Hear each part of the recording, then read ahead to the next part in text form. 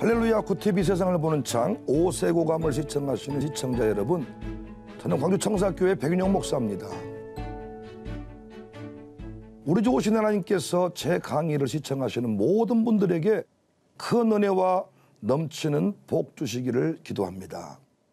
LQ를 높여라, 사랑지수 높이자, 사랑하며 살자 주제를 정하고요. 오늘 5번째 시간입니다. 후회 줄이기라는 주제로 여러분과 이야기를 나누겠습니다. 오늘 본문을 해석하는 데 있어서 조금 의견이 분분합니다. 꿈속에서 일어난 일이라고 보는 견해가 있고 실제로 일어난 일로 보는 견해가 있는데 저는 꿈을 꾸었다는 쪽에 한 표를 던집니다. 이미 여러 차례 말씀드린 대로 당시 솔로몬 곁에는 1,000명 이상의 여인이 있었습니다. 그런데 놀랍게도 술람미는 그 왕의 마음을 독차지해버렸지요.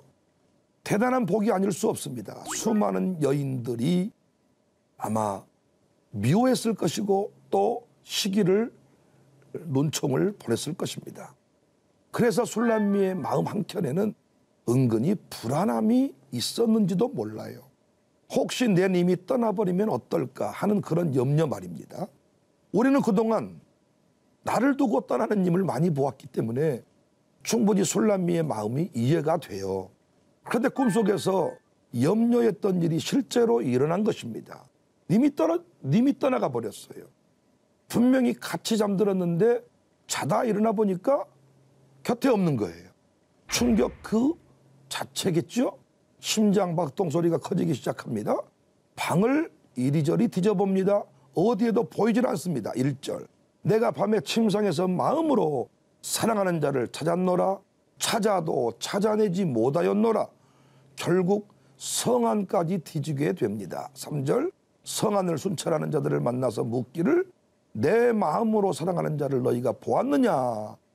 아마 술람미 니마 못 잊을 니마 니마 떠나는 니마 노래, 이런 노래 부르지 않았을까. 님이여 어디 계십니까? 어찌 나를 두고 떠나실 수 있습니까? 그대 없이 나는 어찌 살라는 말입니까? 아마 외쳤을 것입니다. 그러다가 극적으로 다시 솔로몬을 찾았습니다. 4절. 그들을 지나치자마자 마음에 사랑하는 자를 만나고 그를 붙잡고, 이런 상황일 수도 있겠죠. 꿈을 꾸다가 깜짝 놀라 눈을 떠보니까 여전히 자신의 님이 자신을 껴안고 있는 것입니다. 그때 기분이 어떨까요? 소리칠 수 있겠죠. 저는 꿈속에서 군대를 다시 간 경우가 몇 번 있는데 꿈속에서 답답합니다. 하지만 어찌할 수 없는 상황입니다. 그런데 눈을 떠봤더니 꿈이었어요. 얼마나 행복하고 기쁜지 모릅니다. 그래서 정말 어려운 일을 만나면 꿈이었으면 좋겠다 이런 말을 하잖아요. 여하튼 헤어진 님, 떠나버린 님이 침상에 그대로 있으니 얼마나 좋았는지 모릅니다. 그래서 4절에 놓지 아니하였노라 고백합니다. 다시 꼭 껴안았을 것입니다. 입을 맞추고 품속에 얼굴을 묻었을 것입니다. 이 순간이 영원하기를 다시 마음으로 기도했을 것입니다. 그러면서 고백합니다. 5절. 예루살렘 딸들아, 내가 노루와 들사슴을 두고 너에게 부탁한다. 사랑하는 자가 오나기 전에는 흔들지 말고 깨우지 말지니라. 노루와 들사슴이 시끄러우면 얼마나 시끄럽겠습니까? 그만큼 이 사랑을 영원히 간직하고 싶다는 마음의 표현일 것입니다. 여기서 우리는 또 다른 사랑의 중요한 원리를 배웁니다. 한마디로 사랑은 있을 때 잘하는 것이다. 후회할 일을 만들지 않는 것이 진정한 사랑이다. 술람미가 비록 꿈을 꿨지만 얼마든지 우리 인생 가운데 그 헤어짐이 현실이 될 수 있잖아요. 작은 여우를 잡지 못해서 이 땅에서 헤어짐을 경험할 수 있고 죽어서 영영 이별을 경험할 수도 있습니다. 살아있는 한 누구나 겪게 되는 이별의 아픔입니다. 이때 우리는 술람미처럼 괴로워합니다. 통곡하며 울지도 모릅니다. 미친 사람처럼 그 님의 이름을 부르면서 거리를 헤맬 수도 있습니다. 그러니까 진정한 사랑은, 지혜로운 사랑은, 깊은 사랑은 있을 때 잘하는 것. 후회함 없이 집중하고, 후회함 없이 존중하고, 후회함 없이 축복하며 살아가는 것, 후회함 없이 동행하는 것. 아끼는 것이 있으면 안 되고, 숨기는 것이 있으면 안 되고, 전부를 주는 그 사랑, 우리가 배워야 합니다. 하나님은 우리를 사랑하실 때 그렇게 사랑하셨어요. 항상 그분은 우리가 전부였어요. 자신의 전부를 우리에게 줬어요. 결국 하나님 나라는 구원받은 우리입니다. 그런데 우리는 사랑할 때 계산하고 따져 묻습니다. 그리고 나중에 땅을 치며 통곡하고 후회합니다. 그래서 유행가 가사지만은 오승근 씨는 있을 때 잘해, 후회하지 말고, 있을 때 잘해, 흔들리지 말고, 있을 때 잘해, 가까이 있을 때 붙잡지 그랬어. 있을 때 잘해, 그러니까 잘해. 있을 때 잘해, 그러니까 잘해. 제가 장례식 때마다 진짜 유족들한테 하고 싶은 얘기, 있을 때 잘해, 그러니까 잘해. 그런 일이 있으면 안 되지만 눈이 멀어 사랑하는 사람을 보지 못할 수 있잖아요. 코로나19 바이러스 같은 갑작스러운 재앙 때문에 격리되어 있다가 헤어질 수도 있잖아요. 우리 코로나 바이러스 한참일 때 장례식 마지막을 못 지켜봤잖아요. 그냥 병원에 갔는데 죽어서 그냥 화장하고 나머지 절차를 진행했던 경우도 있잖아요. 부부싸움을 하고 헤어졌는데 갑자기 교통사고로 세상을 떠날 수도 있어요. 얼마든지 가능한 이야기들입니다. 코로나 같은 바이러스로 생이별을 경험하게 될 줄 누가 알았겠습니까? 유럽 교회가 문 닫게 될 줄을 알았겠습니까? 그들은 상상도 못했을 것입니다. 영원할 것 같았던 그 복이, 그 부요함이 떠날 때가 있습니다. 사라질 때가 있습니다. 역사마다 촛대가 옮겨진 사건들이 반복되지 않았습니까? 목회적으로도 이런 경험이 많아요. 영원할 것 같았던 성도와 어느 날 헤어짐을 경험하게 돼요. 그때 가슴을 찢는 후회와 고통을 줄이는 것. 헤어지지 않을 수는 없겠지만 헤어질 때 후회를 줄이는 것. 제가 여러 차례 말씀드린 바 있습니다. 미리 죽으려고 안 해도 죽을 날은 온다. 죽을 날은 정해져 있다. 지금부터 헤어짐을 연습하지 않아도 영영 헤어져야 할 때가 온다. 그래서 지금 우리가 할 일은 헤어짐을 준비하는 것이 아니고 있을 때, 가까이 있을 때, 베풀 수 있을 때, 고백할 수 있을 때 아낌없이 사랑하는 것이다. 껴안을 수 있을 때 껴안고 또 껴안아 주는 것이다. 교회적으로도 드릴 수 있을 때, 나눌 수 있을 때 드리고 나누는 것이다.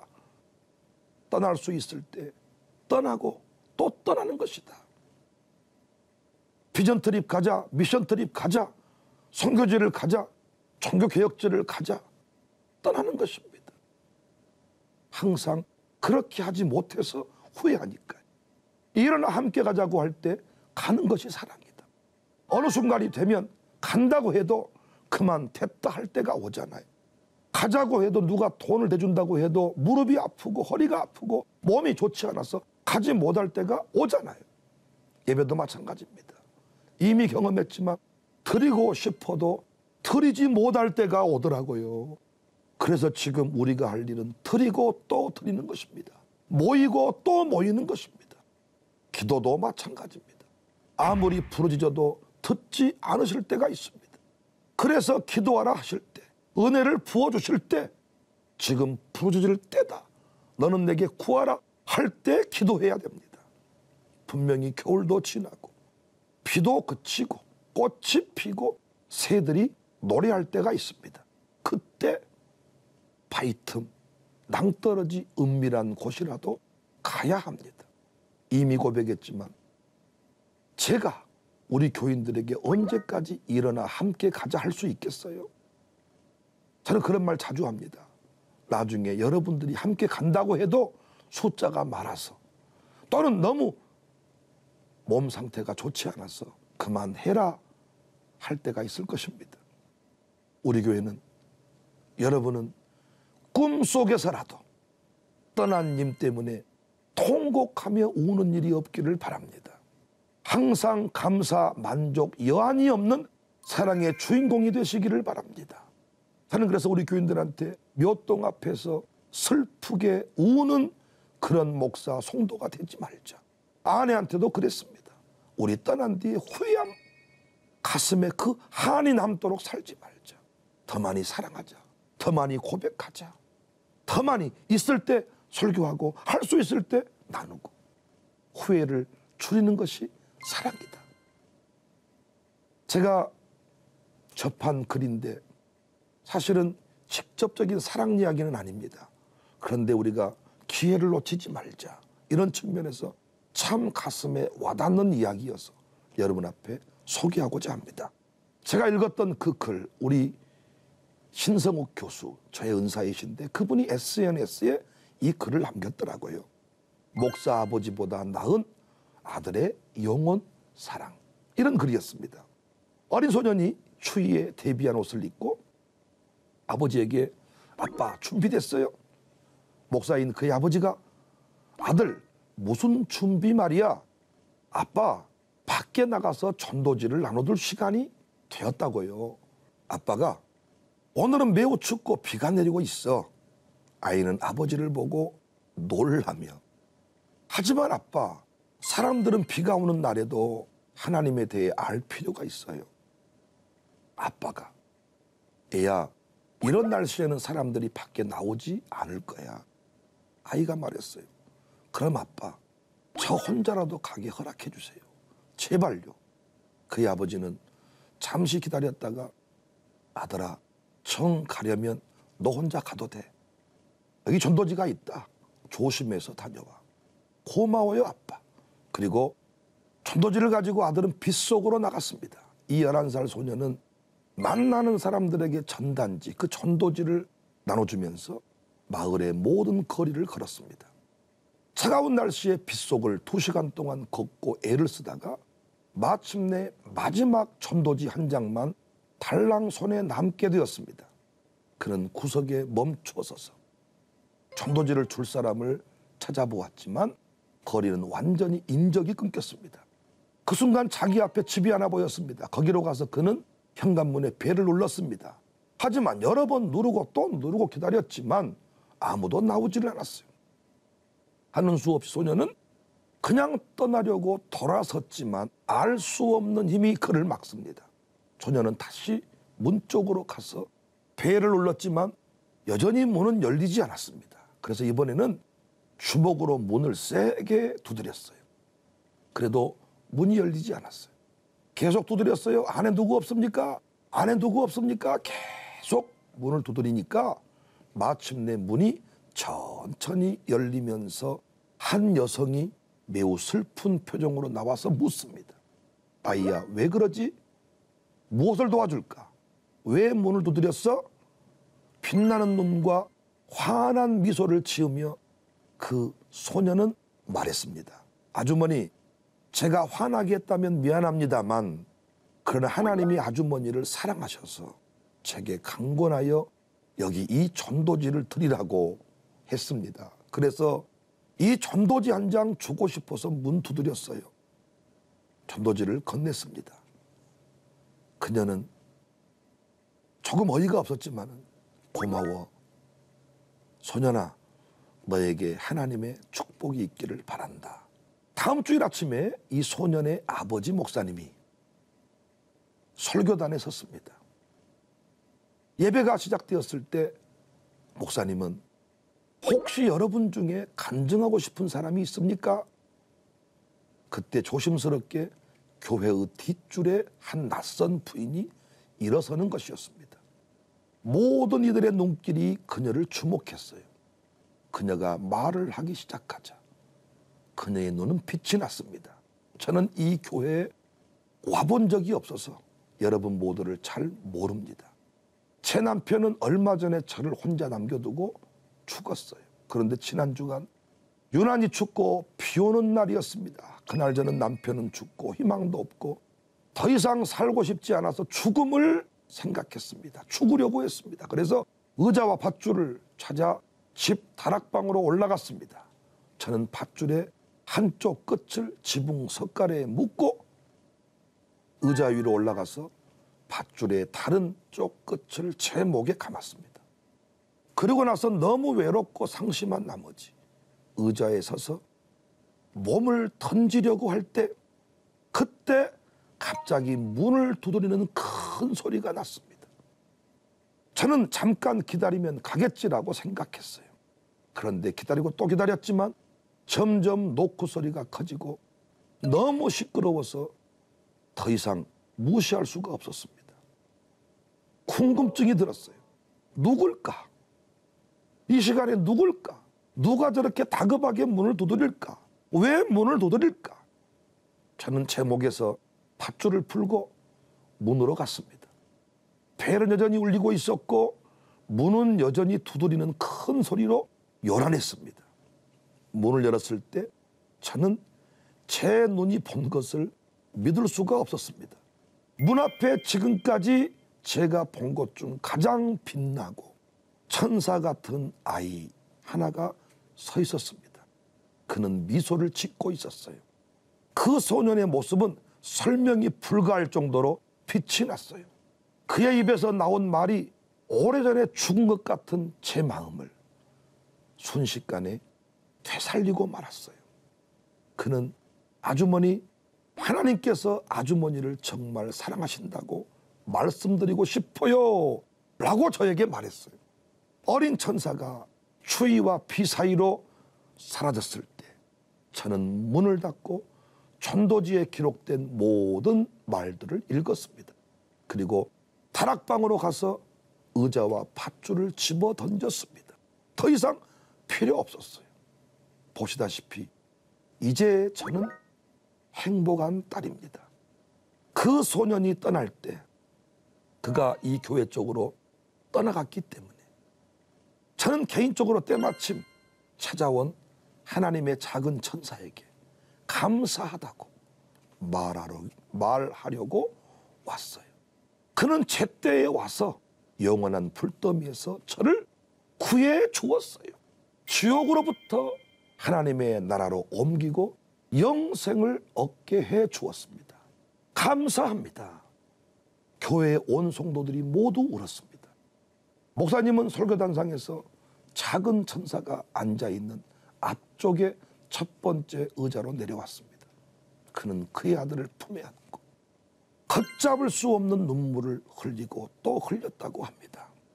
사랑하는 시청자 여러분, 이 모습이 우리의 이야기였다면, 내 사랑하는 아내였다면, 사랑하는 성도였다면 어떠했겠습니까?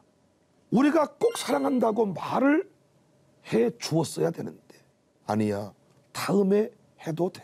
오늘은 날이 추워서 못해. 오늘은 날이 더워서 못해. 라고 흘려보냈다면 얼마나 후회할 만한 일이 만들어졌을까요?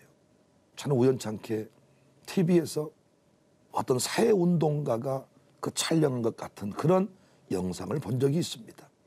사랑하는 남편을 추모하는 그런 영상이었는데 그 영상 속의 여인은 후회하는 그런 이야기를 전했습니다. 당신 남편 살아있을 때 너무 멋졌다는 것이지요. 그런데 너무 멋졌는데 살아있을 때 당신에게 단 한 번도 멋지단 말을 못 해주었다는 것이에요. 떠나고 난 뒤에 당신을 추모하는 이 자리에 당신에게 하고 싶은 말 한마디. 당신 정말 멋졌습니다. 당신 정말 멋진 남자였습니다. 이 고백을 제가 전해들었습니다. 저는 순간적으로 그 TV를 보면 너무 화가 났습니다. 견딜 수가 없었습니다. 어떻게 그렇게 인간은 어리석을까? 왜 남편이 살아있을 때 남편한테 멋지다고 말을 못했을까? 왜 목사님 설교 듣고 은혜 받으면 은혜 받았다고, 당신 설교 때문에 살게 되었다고 왜 우리는 말을 하지 못할까? 왜 떠난 뒤 항상 후회할까? 여한 없이 살자. 최선을 다해 살자. 후회함 없이 살자. 제가 깨달은 사랑이 올립니다. 눈을 떠봤더니 사랑하는 님이 없어요. 만감이 수많은 생각이 수많은 감정이 교차하지 않았겠습니까? 눈을 떠보니 꿈이었어요. 사랑하는 남편이 아내가 그대로 내 곁에 있어요. 그때 우리 어찌해야 되겠습니까? 아, 그럴 수 있겠다. 제 목회 중에 잊을 수 없는 그 성도와의 사랑 이야기를 잠깐 여러분 앞에 소개하고자 합니다. 제가 부임해서 얼마 되지 않았을 때 저희 교회 권사님이 남편 수술을 앞두고 있다고 기도를 부탁했어요. 그래서 제가 그 병원을 향하고 있는데 다시 권사님이 전화가 왔어요. 오지 않으면 좋겠다고. 왜요? 그랬더니 믿지 않는 남편이 싫어한다는 거예요. 그래서 저는 보통 기도해주면 좋아하니까 갔습니다. 가니까 아직 환자복을 갈아입기 전이었고 침대에 누워 있었습니다. 권사님 두 분과 이렇게 방문을 했는데, 아니 목사를 보자마자 눈을 딱 감고 환자가 싫다는데 왜 왔습니까? 라고 소리를 치는 거예요. 아니 너무 저는 당황했습니다. 목회자 경험이 많지 않아서 그때도 넉살 좋게 손잡고 기도하고 이런 일을 진행해야 되는데 난감했습니다. 가세요 저보고 이럴 때 어찌할 줄 몰랐어요. 결국 제가 알겠습니다, 그럼 가겠습니다 라고 돌아 나오려고 하는데 권사님이 어찌할 줄 몰라해요. 그래서 제가 침대 끄트머리에서 그냥 들어가는 소리로 기도라도 해야 되겠다. 그래서 기도를 했어요. 그때 기도 내용이 얼마나 대단한 내용이 나왔겠습니까? 어떤 내용? 그냥 수술 잘 되게 해주세요. 이 정도 기도하고 온 것 같아요. 그리고 다음날 새벽에 예배를 마치고 기도하는데, 아이 참 그 영혼을 위해 기도하는데 성령님이 다시 감동을 줘요. 한 번만 더 그 병원 찾아가라. 너무나도 그 차가운 눈빛을 제가 경험하고 왔는데 한 번만 더 찾아가라. 저는 못 가겠습니다. 진짜 못 가겠습니다. 계속 성령님이 강권하셨어요. 그래서 제가 어쩔 수 없이 용기를 내서 병원을 향하면서 이런 기도를 했습니다. 부끄럽게. 하나님, 제가 병원 가긴 갔는데 병실에 없게 하십시오. 그리고 병원에 가니까 진짜 병실에 그분이 없었어요. 돌아 나오려고 하는데 전화는 한번 해봐야지, 이런 감동이 또 왔어요. 전화번호를 누르면서 또 이런 마음이 들어요. 안 받으면 좋겠다. 그런데 전화를 누르자마자 한 방에 예 목사님, 제 번호가 저장돼 있었나 봐요. 아니 어디세요? 어쩐 일이세요? 저 병실에 왔는데요. 깜짝 놀라면서 달려왔습니다. 목사님, 어제는 제가 경황이 없었습니다.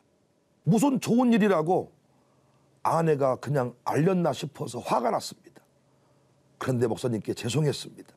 예 집사님, 아니 성도님, 제가 기도 한번 해주려고 왔습니다. 아이고 네 해주세요. 그때 기도 내용은 다른 거 없었고, 하나님, 의사가 수술할 때 실수하지 않게 해주세요. 그때 그 집사님이 그 말 한마디에 너무 그 성도님이 너무 큰 감동을 받았대요. 무슨 말인가? 저는 당신은 수술하면 된다고 생각을 했대요. 그런데 실수할 수 있겠구나. 그 의사에게 평생 한 번 실수인데 그때 그 실수의 타이밍이 나라면 나는 이 세상 사람이 아니겠구나. 이야, 진짜 하나님의 도움이 필요하구나. 그러면서 그때 그분이 마음이 열렸어요. 그리고 예수를 믿게 됐어요. 그분이 예수를 믿고 나서 얼마나 많은 간증과 변화가 있는지 몰라요. 평생 공자의 가르침에 충실한 사람인데 그분이 세상 떠나면서 했던 말, 목사님, 내가 평생 배운 공자의 가르침이 예수님의 십자가의 토에 비하면 먼지와 같습니다.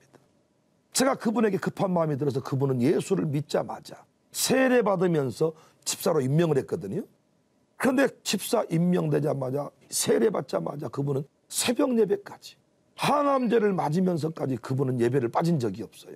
그리고 그분이 남긴 그 위대한 감동의 스토리는 우리 교회 두고두고 회자가 되고 있습니다.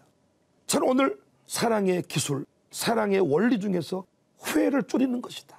그 타이밍에 고백할 마음이 들 때 고백하는 것이다. 선물을 주고 싶을 때 그때 선물을 섬기는 것이다. 이 타이밍에 관해서 제가 지금 말씀을 드리고 있습니다. 제가 그 후로 성령님의 감동을 주시면 고백하는 일, 섬기는 일, 나누는 일을 미루지 않게 되었습니다. 하나님의 정한 때, 하나님이 감동을 주실 때 마음껏 사랑하고 후회함 없이 살다가 주님 부르시면 천국 갈 수 있기를 주님의 이름으로 축복합니다. 우리 모두 후회함 없는 인생을 후회함 없이 사랑할 수 있기를 간절히 부탁합니다. 하나님의 말씀으로 세상을 이해하고 바라보는 마음의 창 여러분 안에 열리기를 소망합니다.